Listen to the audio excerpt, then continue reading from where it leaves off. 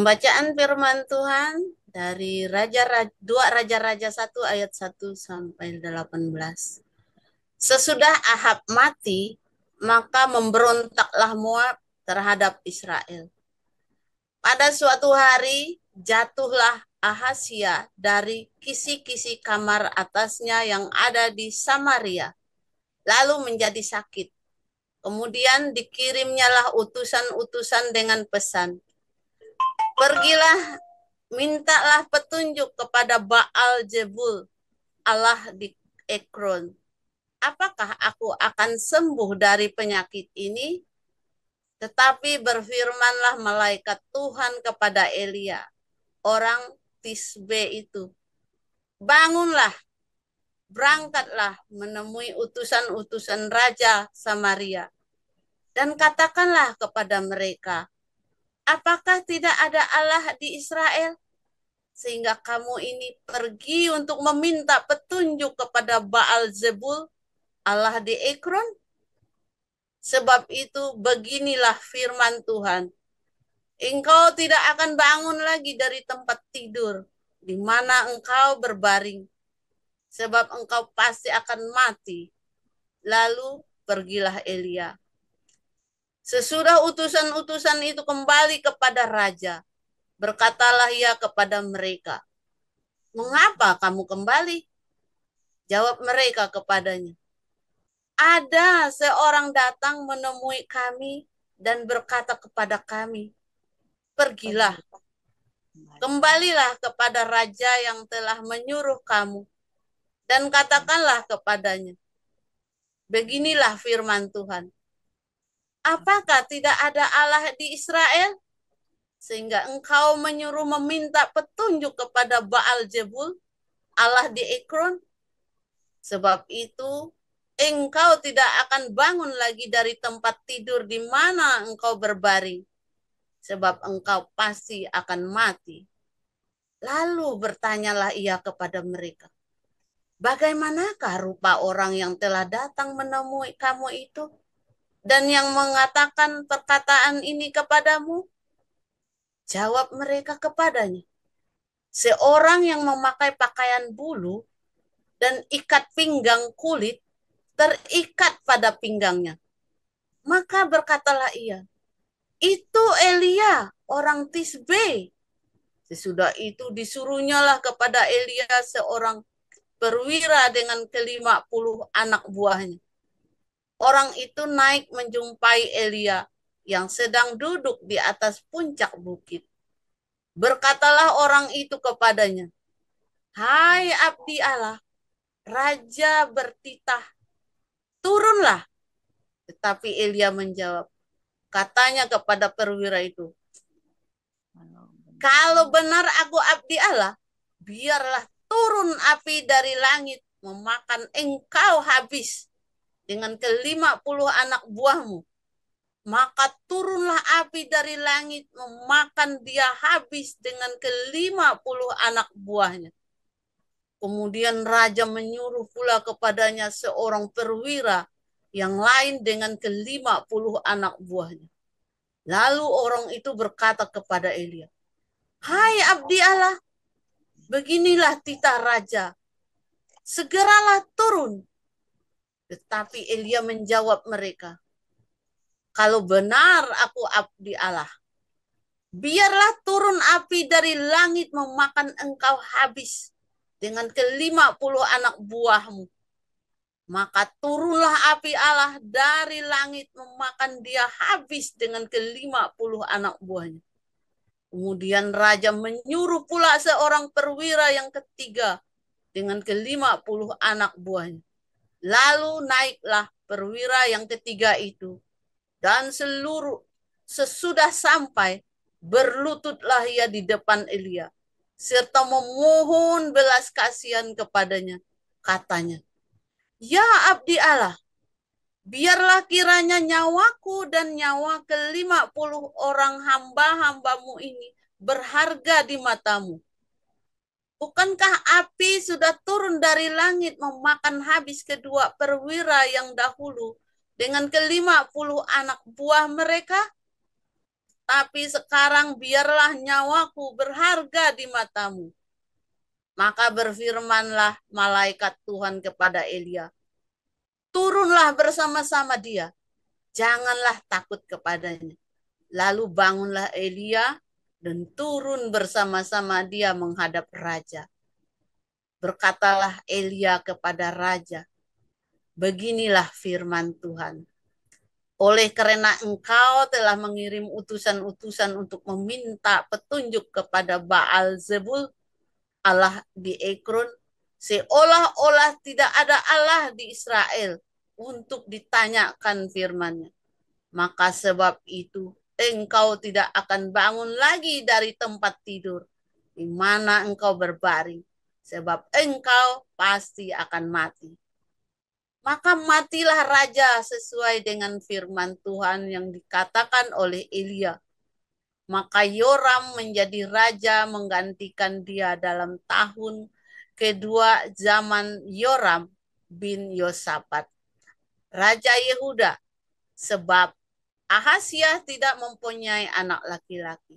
Selebihnya dari riwayat Ahazia, apa yang dilakukannya? Bukankah semuanya itu tertulis dalam kitab sejarah Raja-Raja Israel? Firman Tuhan. Lukas 12 ayat 1.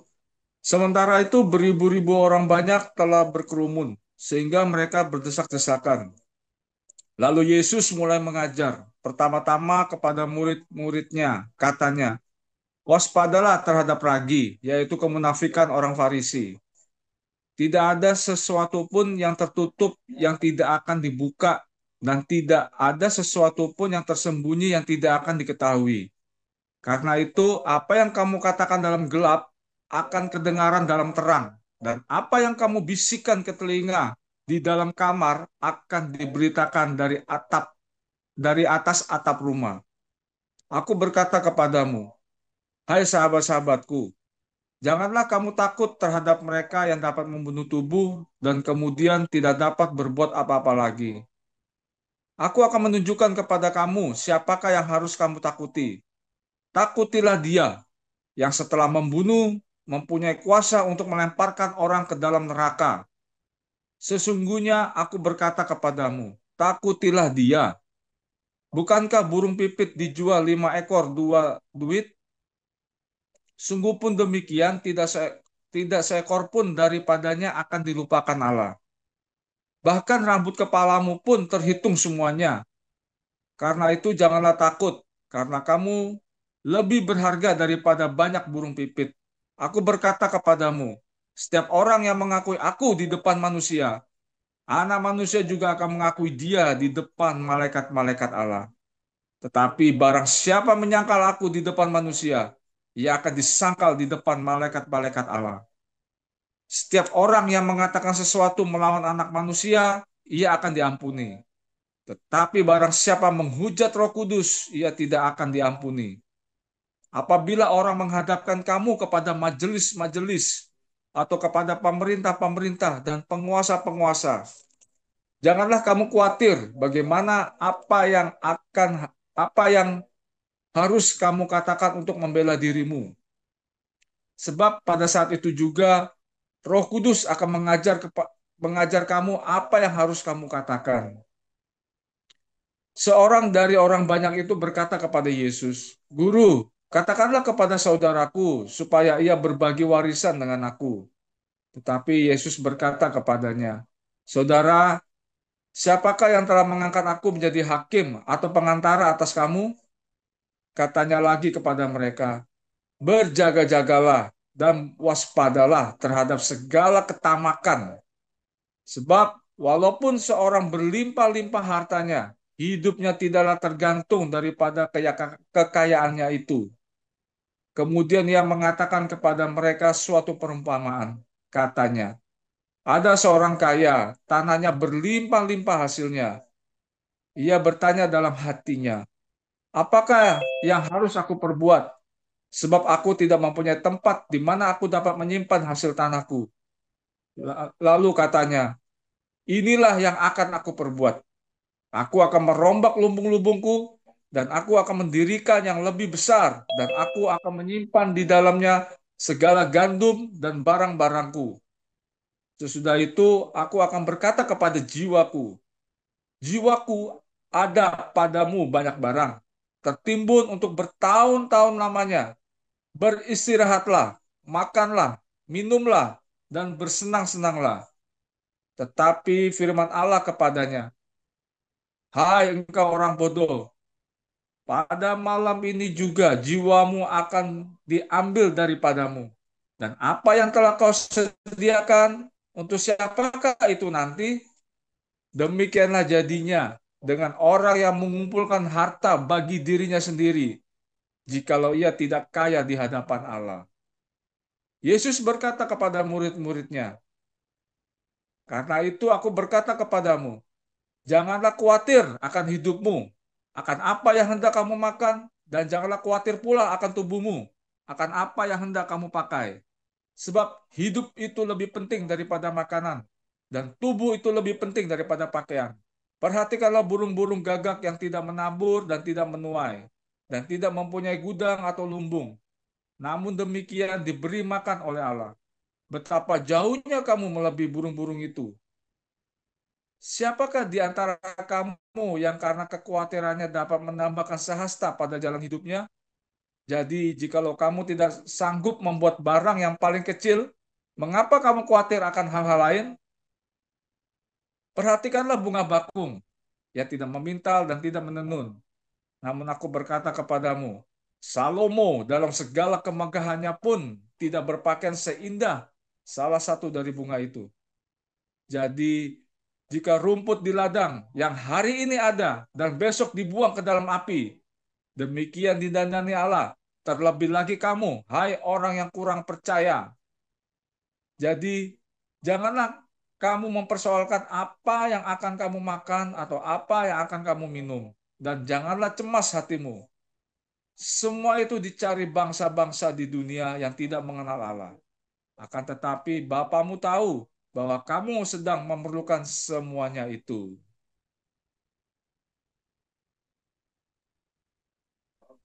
Saya lanjutkan. Tetapi carilah kerajaannya, maka semuanya itu akan ditambahkan juga kepadamu.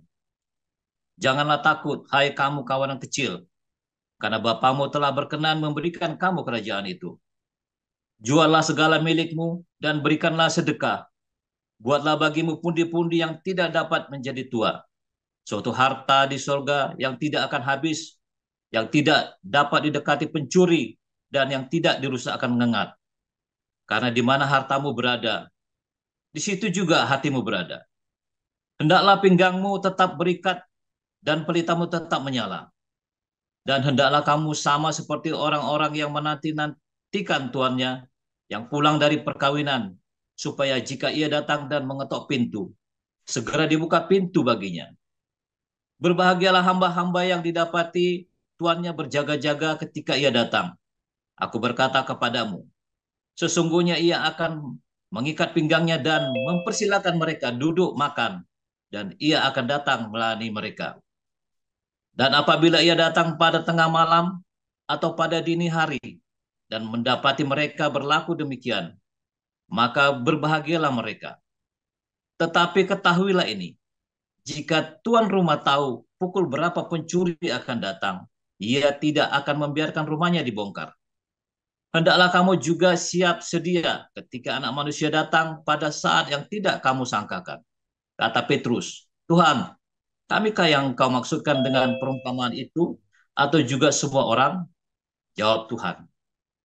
Jadi, siapakah pengurus rumah yang setia dan bijaksana yang akan diangkat oleh tuannya menjadi kepala atas semua hambanya untuk memberikan makanan kepada mereka pada waktunya?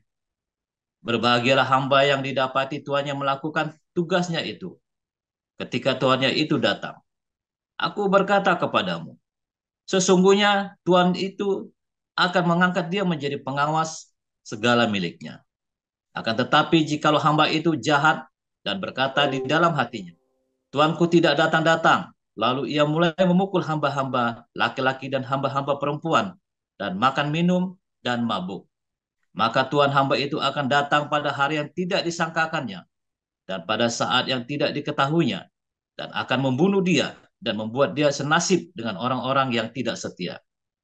Adapun hamba yang tahu akan kehendak tuannya, tetapi yang tidak mengadakan persiapan atau tidak melakukan apa yang dikehendaki tuannya, ia akan menerima banyak pukulan. Tetapi barang siapa tidak tahu akan kehendak tuannya dan melakukan apa yang harus mendatangkan pukulan, ia akan menerima sedikit pukulan. Setiap orang yang kepadanya banyak diberi, daripadanya akan banyak dituntut. Dan kepada siapa yang banyak dipercayakan, daripadanya akan lebih banyak lagi dituntut. Aku datang untuk melemparkan api ke bumi, dan betapakah aku harap api itu telah menyala.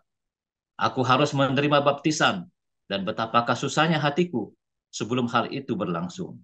Kamu menyangka bahwa aku datang untuk membawa damai di atas bumi? Bukan, kataku kepadamu, bukan damai, melainkan pertentangan. Karena mulai dari sekarang akan ada pertentangan antara 5 orang di dalam satu rumah, 3 melawan 2, dan 2 melawan 3. Mereka akan saling bertentangan, ayah melawan anaknya laki-laki, dan anak laki-laki melawan ayahnya, ibu melawan anaknya perempuan, dan anak perempuan melawan ibunya, ibu mertua melawan menantunya perempuan, dan menantu perempuan melawan ibu mertuanya. Yesus berkata pula kepada orang banyak, apabila kamu melihat awan naik di sebelah barat, segera kamu berkata, akan datang hujan, dan hal itu memang terjadi. Dan apabila kamu melihat angin selatan bertiup, kamu berkata, hari akan panas terik, dan hal itu memang terjadi. Hai orang-orang munafik, rupa bumi dan langit kamu tahu menilainya. Mengapakah kamu tidak dapat menilai zaman ini? Dan mengapakah engkau juga tidak memutuskan sendiri apa yang benar? Sebab jikalau engkau dengan lawanmu pergi menghadap pemerintah, berusaha berdamai dengan dia selama di tengah jalan, supaya jangan engkau diseretnya kepada hakim, dan hakim menyerahkan engkau kepada pembantunya, dan pembantu itu melemparkan engkau ke dalam penjara. Aku berkata kepadamu, engkau tidak akan keluar dari sana sebelum engkau membayar hutangmu sampai lunas. Demikian firman Tuhan. Ya, terima kasih untuk para lektor yang telah membacakan firman Tuhan pada kesempatan ini, Ibu Lusisiana, Pak Ali Mulyo, dan Pak Apu Lusian. Saudara, saat lagi kita akan mendengarkan renungan firman Tuhan yang akan disampaikan oleh hambanya, Pastor Paul, dengan judul, ya saya harus berhati-hati untuk membaca judul ini dengan cermat, sebab takut nanti salah baca. Bisa-bisa melanggar KUHP, jadi saya ya, dengan tema kita pada kesempatan ini adalah berita kematian. Baiklah saudara, mari kita langsung dengarkan renungan firman Tuhan yang akan disampaikan oleh hambanya. Silakan Pastor. Haleluya, luar biasa. Ya, saudara, kabar kematian itu adalah sebuah kabar buruk, saudara ya, buat kebanyakan orang.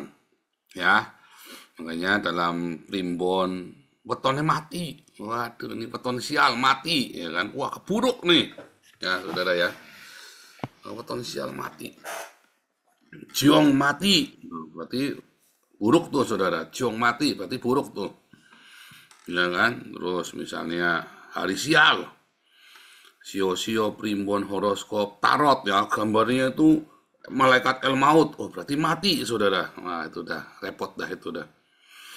Nah saudara, kabar kematian bagi banyak orang adalah kabar buruk. Tetapi bagi Rasul Paulus dan para rasul, kabar kematian itu adalah kabar sukacita. Karena kematiannya adalah kematian yang terhormat saudara. Kematian di mana kita belajar untuk menghargai kehidupan, sehingga kematian itu menjadi terhormat. Nah, banyak orang ya takut dengan mati. Siapa di sini yang takut mati? Ya, semua ngacung, saudara ya. Siapa yang takut mati? Saya tidak takut mati, saudara. Ya, yang saya takut itu ditinggal mati. Ditinggal mati itu sedih, saudara ya. Mati takut nggak? Enggak lah, masuk surga.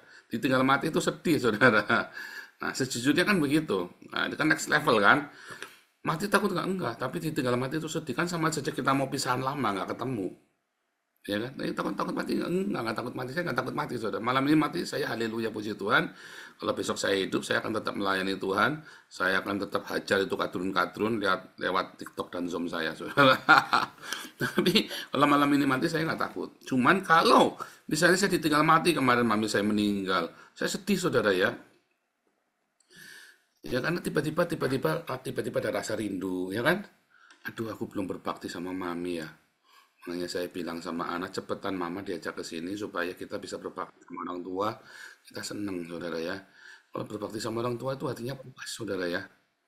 Hatinya puas kalau kita bisa berbakti sama orang tua. Ya, dan anak-anak juga akan diberkati. Ya, keluarga kita akan diberkati kalau kita bisa merawat orang tua sampai di hari meninggalnya. Ya, nah itu ya. Sehingga waktu meninggal kita tidak kehilangan. Karena apa? Kita sudah maksimum. Ya, kita sudah puas merawat orang tua. Siapa di sini yang nggak kepingin merawat orang tua repot? Kamu nanti takut mati, saudara. Kalau orang-orang yang sudah biasa merawat orang tua, apa segala macam, maka waktu orang tua meninggal kita tidak kehilangan. Saya karena belum maksimum merawat orang tua mami saya meninggal, saya kehilangan, saudara ya. Saya merasa kehilangan karena belum maksimum. Nah, kabar kematian itu menjadi kabar sukacita apabila Anda hidup di dalam Tuhan. Dan kalau nanti di masa aniaya, saudara ya, di masa antikristus, kematian adalah sebuah kabar kesukaan. Makanya para rasul itu, mereka menjemput maut. Soalnya mereka tiap hari kan diuber-uber, saudara. Hidup di dalam persekusi yang luar biasa. Kalau ketangkep, satu keluarga ketangkep dijadikan obor, saudara, dibakar hidup-hidup. Nah, zaman antikristus itu sama, nanti itu jangan... Ya, nanti rapture pendadak, rapture bohong itu pendeta-pendeta itu, enggak pinter itu. Ya, nggak ada rapture, saudara ya. Setelah aniaya baru Yesus datang membunuh antikristus. Dan Anda harus siap dengan saya. Jangan sampai kematian itu menjadi sebuah kabar yang menakutkan. Kenapa kematian menjadi kabar yang menakutkan? Karena kamu nggak siap. Karena kita tidak pernah siap. Ya, kematian itu adalah sebuah kabar yang indah, ya kan? Sama kan? Saya kalau waktu nunggu ya, saya kan pernah tinggal di refugee camp. Ya kita semua nunggu, saudara, nungguin. Ya kita tiap hari kerjanya nungguin, nggak boleh kerja, nggak boleh, kita cuma nungguin sampai dipanggil satu-satu. Begitu dipanggil, wah kita senang, saudara, ya kan? Kita kan di refugee camp, kita nunggu nih. Ya apalagi kalau di Jerman ya, kalau di Jerman, wah itu lebih ketat lagi ya, terpencil tempatnya, boleh keluar tapi terpencil tempatnya. Begitu dipanggil namanya Paul, wah saya senang sekali, saudara. Naik ke dalam bis, dari bis itu saya pindah kota, di situ saya diinterview, kemudian mulai kita menunggu proses berikutnya, ya kan? Kematian kan seperti itu sebetulnya, kita semua kan lagi nunggu dipanggil kan? Ya kan? Tapi kalau Pak Iman ini budak, saudara, kupingnya tadi dipanggil enggak dengar-dengar, pura-pura budak ya Pak Iman ini, dipanggil bolak-balik. Hah? Padahal Pak Iman udah bolak-balik dipanggil kan, di antrian Pak Imannya budek. Bandel Pak Iman nggak pulang-pulang. Udah berapa kali ya? Saya ngitung aja, saya tahu udah 3 kali, saudara ya. Yang saya ngitung aja sudah 3 kali. Yang kejadian di dalam kita aja ada 2 kali, saudara. Yang kejadian di komunitas dulu yang dia dulu kesaksian. Budek ini Pak Iman dipanggil nggak pulang-pulang, saudara ya. Nah, itu kalau bagaimana cara menghindari kematian? Belaga budek, saudara ya. Belaga budek. Aduh, Pak Iman ini hebat ya, saudara ya. Belaga budek, malaikat al-maut pun nggak didengar, saudara ya, dipanggil-panggil. Tetapi kalau kita selalu siap, ya kita selalu siap. Pak Iman bukannya nggak siap, saudara ya. Cuman ya biasa, bandel dari mudanya Pak Iman ini kan memang orang bandel, saudara. Nah, saudara, ketika kita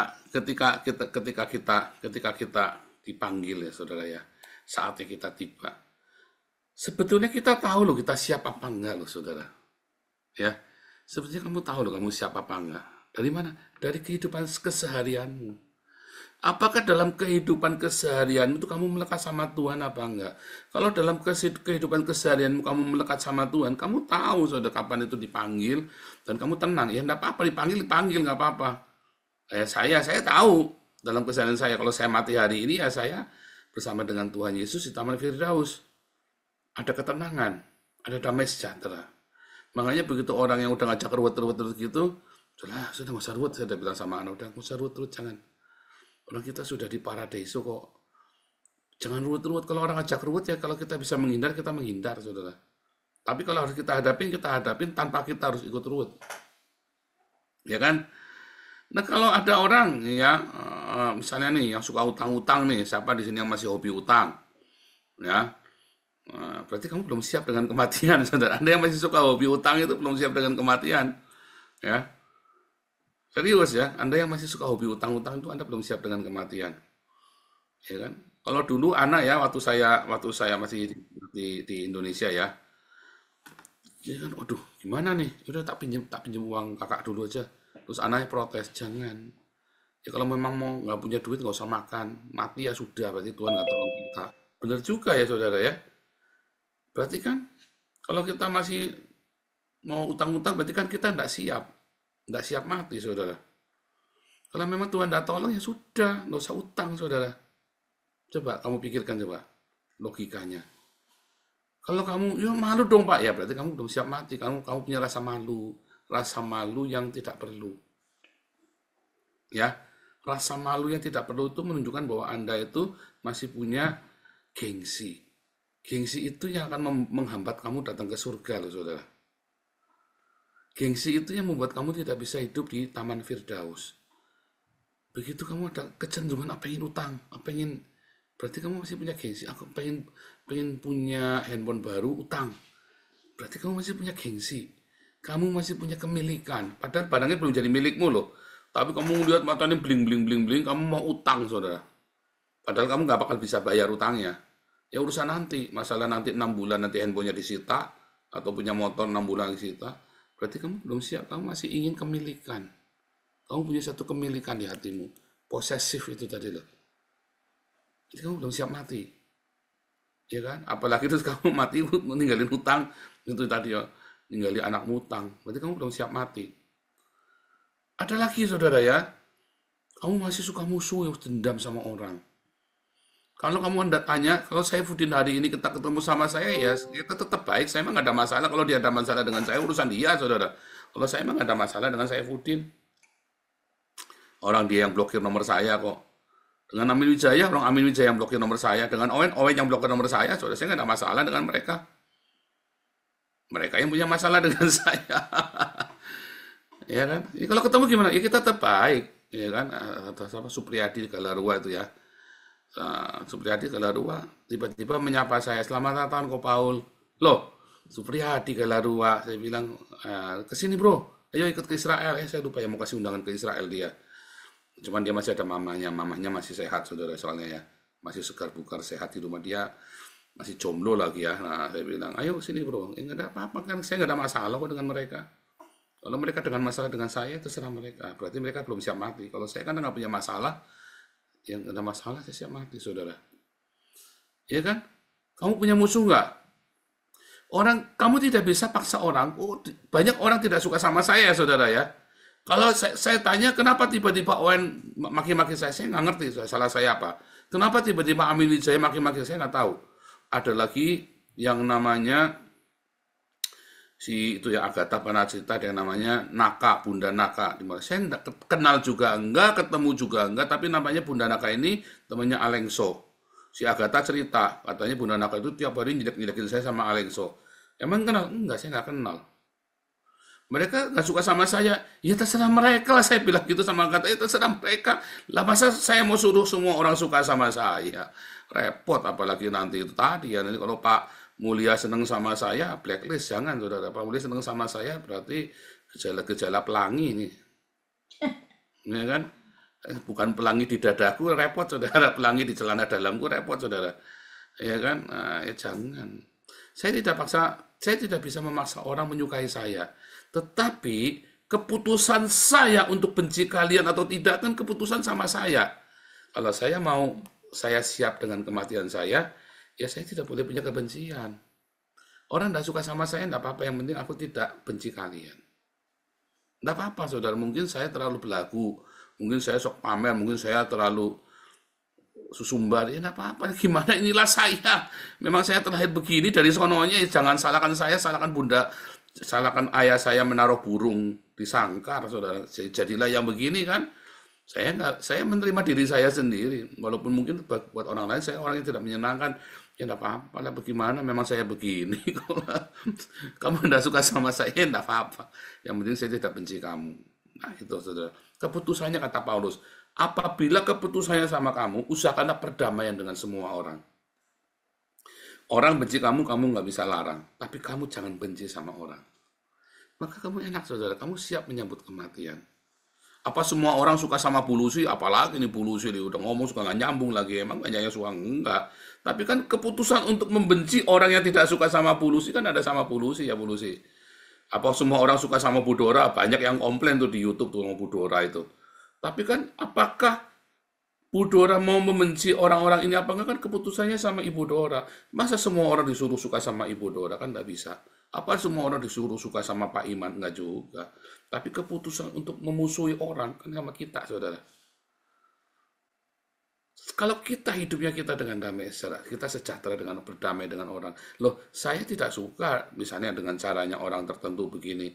Ya saya hanya nggak suka karena cara itu, tapi saya tidak membencinya. Pak Iman sering komplain tentang Pulusi, tetapi tidak benci, ya komplain aja di Pulusi suka nggak nyambung kalau ngomong nyegat di tengah, ya hanya itu saja, bagian lainnya nggak apa-apa. Tahu bedanya ya saudara ya antara membenci dengan tidak suka, ya. Jadi jangan Anda karena Anda tidak suka dengan satu tabiat lalu Anda membenci orangnya. Nah itu Anda harus belajar seperti itu. Nanti Anda siap dengan kematian. Ada lagi saudara ya, ada lagi ya.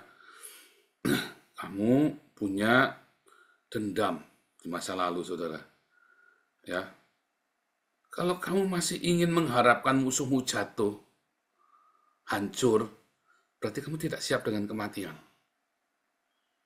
Kamu tidak siap dengan kematian. Sebaiknya jangan mati duluan, saudara. Beresin dulu. Kamu masih pengen mengharapkan musuhmu jatuh. Rasanya ngarep-ngarep siapa tuh saudara, Gilbert ben mati sisan. Berarti saya belum siap mati saudara. Saya mengasihi Gilbert saudara. Saya lagi menunggu Gilbert minta maaf sama saya saudara.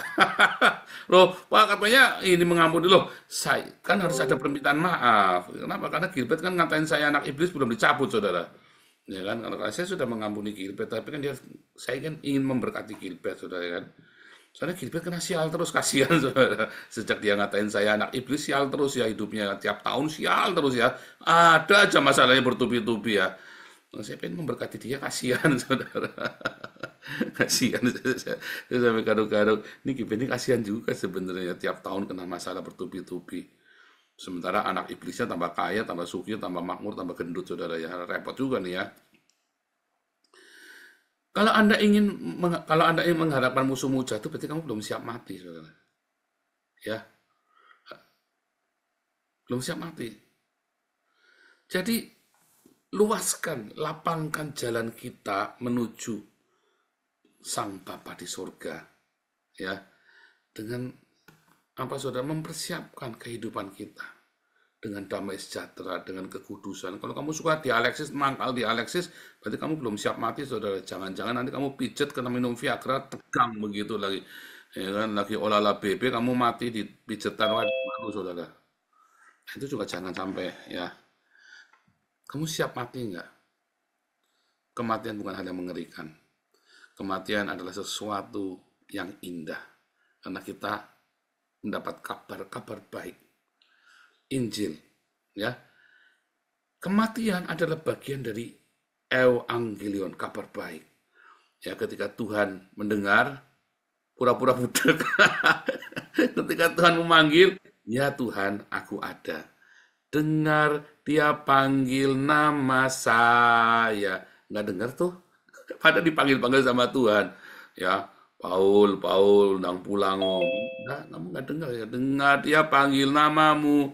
Enggak dengar tuh. Kematian itu adalah kabar baik, bukan kabar buruk. Kalau kamu siap, kalau kamu tidak siap, kabar buruk, saudara, kabar buruk sekali. Kabar yang amat sangat buruk sekali. Tapi kalau kamu siap, kematian itu adalah kabar baik.